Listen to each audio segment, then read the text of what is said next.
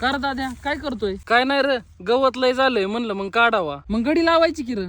नको र, मला तरी काय काम होतं म्हणलं मग मीच काढून घेतो गवत. मी मदत करू लागू काय? नाही नाही, नको नको, तुझ्या दुकानावर मी बघतो इथालचं. चालतंय, मग जातो मी. कार एकटाच कापतोय गवत? काय नाही रे, घरी काही कामच नव्हतं म्हणलं मग गवत बिवत काढून घ्यावा. तसं पण लय वावरात घाण झालती.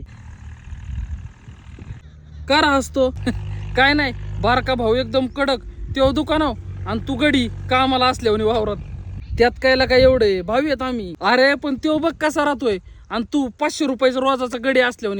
मोठा भाऊ नाही तो, तुझ्या बघण्याचा दृष्टिकोन आहे तो, तर माझा बारका भाऊ आहे. गप्र तू. मला शेती मधलं माहिती, त्याला व्यवसाय मधलं माहिती आहे.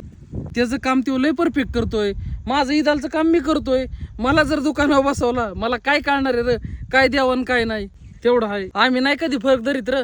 त्याने इस्त्रीचे कपडे घातले ना मला लय अभिमान आहे. जी मला नाही ना करता आलं ती माझा बारका भाऊ करतोय.